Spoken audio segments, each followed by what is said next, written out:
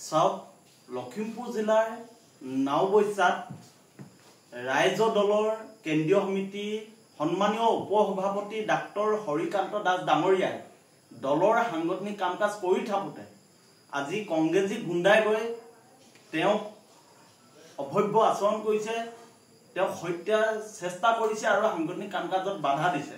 ইয়াক আমি জাতীয় যুৱ বাহিনীয়ে তীব্ৰ ভাষাৰে নিন্দা কৰিছোঁ, গৰিহণা দিছোঁ আৰু সেই কংগ্ৰেছী গুণ্ডাসকলক আমি স্পষ্ট কৰি দিছোঁ যে তোমালোকে এখন গণতান্ত্ৰিক দেশত বসবাস কৰা, গতিকে গণতান্ত্ৰিকভাৱে প্ৰতিটো ৰাজনৈতিক দলৰ সাংগঠনিক কাম কাজ কৰাৰ অধিকাৰ আছে। আজি কংগ্ৰেছে যি ধৰণে নাওবৈচাত ৰাইজৰ দলক কাম কৰাত অসুবিধা সৃষ্টি কৰিছে, ভয় ভাবুকি দিছে, ডাক্তৰ হৰিকান্ত দাস ডাঙৰীয়াক তেখেতলোকে হত্যাৰ কাৰণে চেষ্টা কৰিছে, এই কাৰ্য কোনো কামতে সহ্য কৰা নহ'ব। আমি বিশ্বাস কৰোঁ আমি গণতান্ত্ৰিক দেশত আছোঁ, ৰাইজৰ দল, নতুন দল, আঞ্চলিকতাবাদী দল আৰু নাওবৈচা সমষ্টিত আমি পূৰ্বতে 50,000তকৈ অধিক ভোট পাইছোঁ।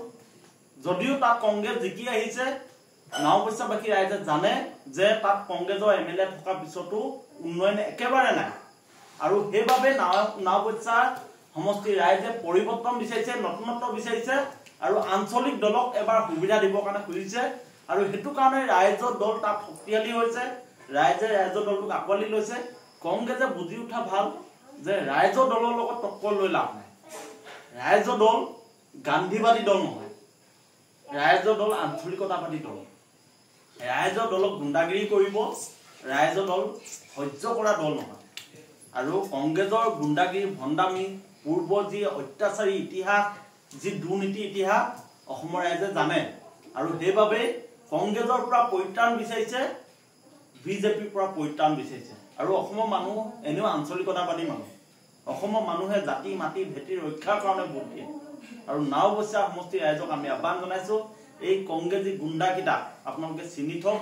যি কংগ্ৰেছী গুণ্ডাই আজি ৰাইজৰ দলৰ সাংগঠনিক কামত বাধা দিছে, ডাক্তৰ হৰিকান্ত দাস ডাঙৰীয়াক তেখেতলোকে মাৰিবলৈ খেদি আহিছে, সঁচাকৈ এয়া গৰিহণাযোগ্য নহয়। 26ত তেখেতলোকক উত্তৰ দিয়া সময়।